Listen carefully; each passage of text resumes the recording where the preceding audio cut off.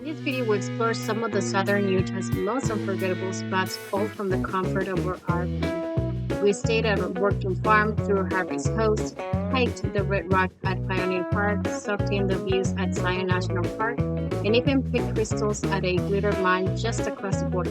From climbing flat canyons to paddleboarding at Sand Hollow State Park, every stop brought a new adventure. Come along as we share the highlights of this exciting leg of our RV life. Well, this week we are in Hurricane, Utah, and we found ourselves at a harvest host at, I believe it's called the Fisher Family Farm, but it's called The Farm. And it's on Google. It's really cool looking. They have a lot of animals here and big area for the kids to play. But anyway, let me show you what they got.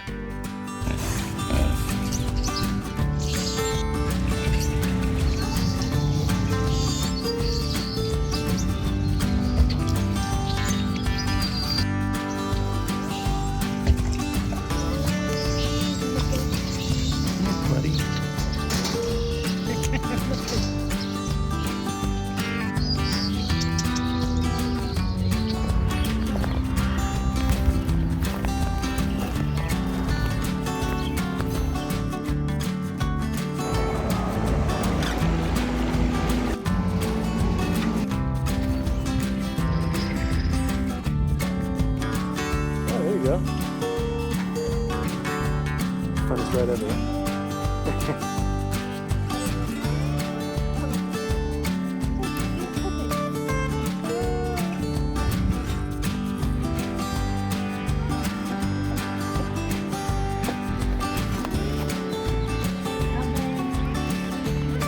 Go, go, go!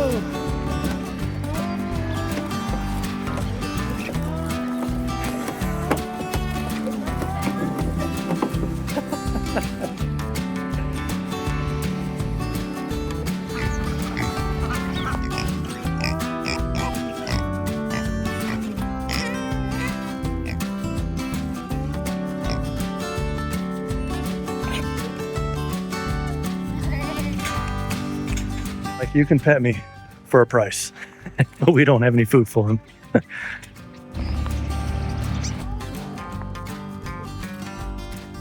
Where's Tina? Tina, you fat lark, come get some dinner. Say, eat your food, Tina. Tina. Tina, eat. Food. Where is Tina? Then you gotta say, gosh. God.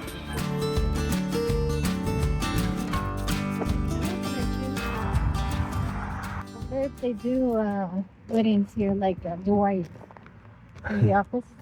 Please take your hay bales to the reception.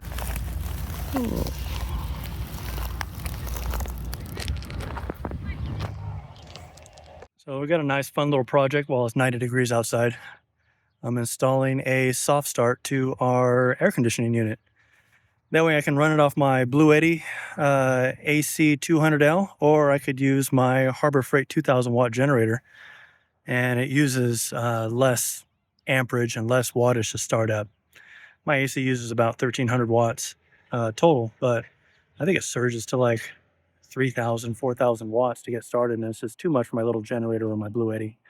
So hopefully this will allow us to use it on just those small little inverters. So I just removed the cover,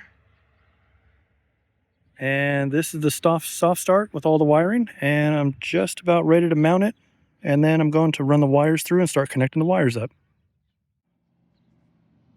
So far it's going on pretty easy. It came with a little mounting bracket with the holes that matched the original holes that are on the AC unit. All right, now to start running the wires over.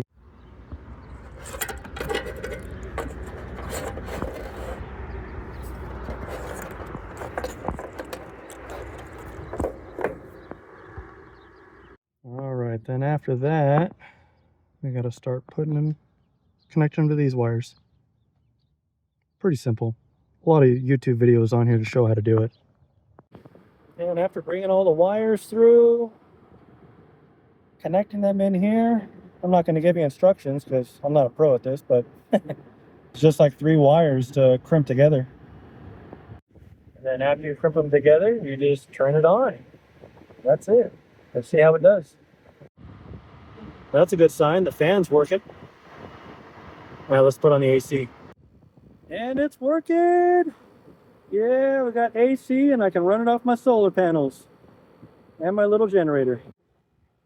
This is such a good day to be able to have AC while we boondock. All right, now to go inside, see how it feels. This park is known for its towering Navajo sandstone cliffs, shaped over millions of years by the Virgin River, carving through the canyon. We hiked the Lower Emerald Pool Trail, an easy walk that passes waterfalls, hanging gardens, and shaded alcoves great for getting a feel for the park's geology and plant life. We didn't hike the Narrows this time, but just standing at the entrance where the river flows between sheer canyon walls was incredible.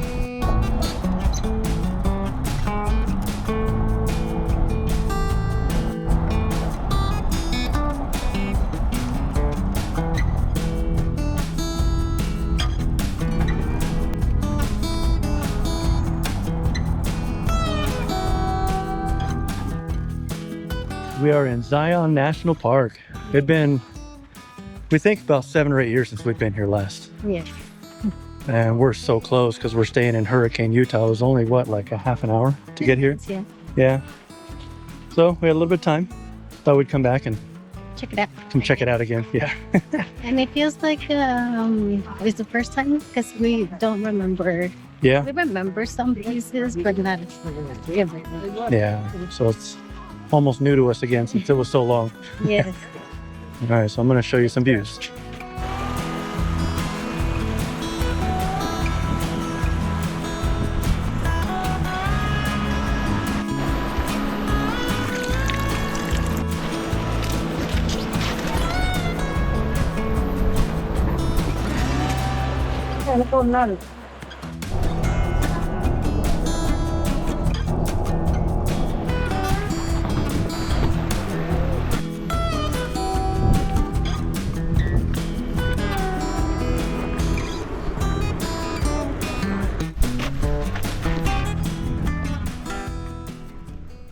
A little warm.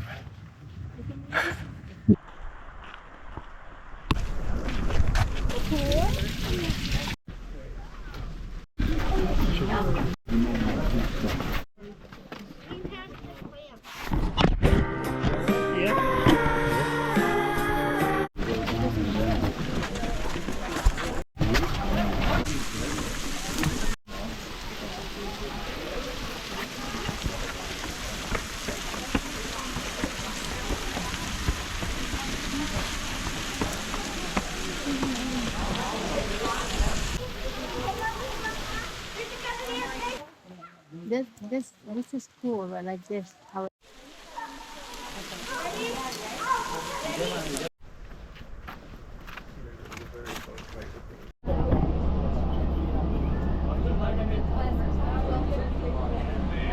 What up, chicos and chicas? So I think we picked a really good spot to camp.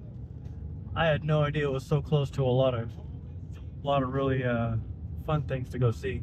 Like we're like a half an hour away from Zion.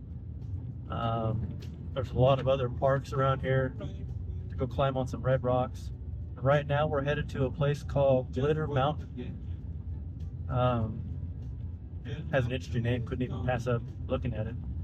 But it's near an active gypsum mine, and there are gypsum crystals over there. And I guess they're littered all over the place, just like sand at a beach. So let's go check it out.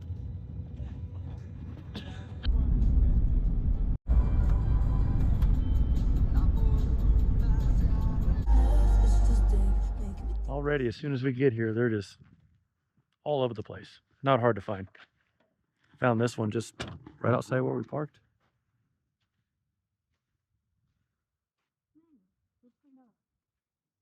Clear.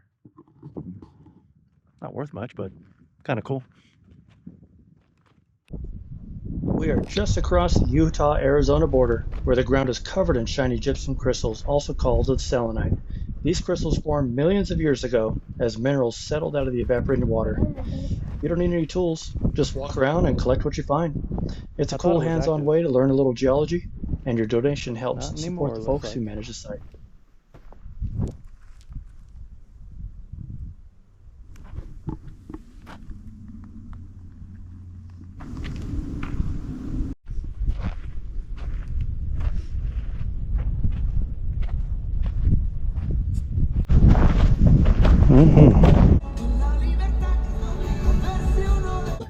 That was a pretty unique place that we found here. I wasn't expecting it to be like that.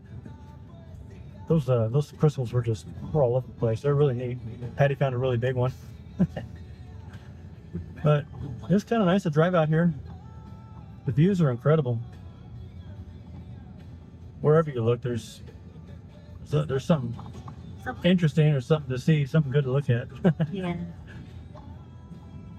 Yeah, it is a pretty place.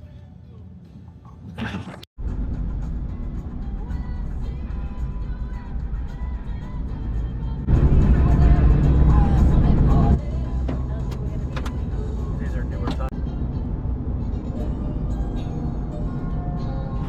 Continue on 3000 South.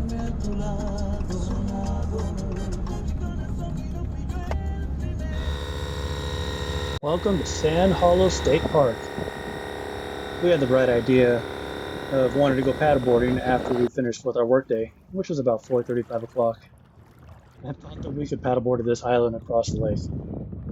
It took us a while to get there, and by the time we got there, we noticed the sun was starting to set, and we had to turn around and go against the wind to try to get all the way back. By the time we got back, the sun was just setting behind the mountain. A few minutes later, it was starting to get really dark. But overall, we loved it. It was a great day.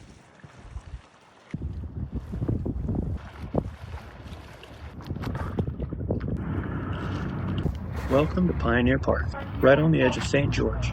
This spot is a natural playground. Think red sandstone cliffs, little arches, caves, and a famously skinny slot canyon called the Crack. It's only about 100 yards long and gets as narrow as 1 to 2 feet at the tightest point. Fun to shimmy through, but definitely checks if you're claustrophobic. The rock here is Navajo sandstone, the same stuff that makes Zion and other parks glow red, formed over 190 million years ago from ancient desert dunes. You don't need a guide or any special gear, just shoes, water, and a sense of adventure. Okay. Good playground for kids.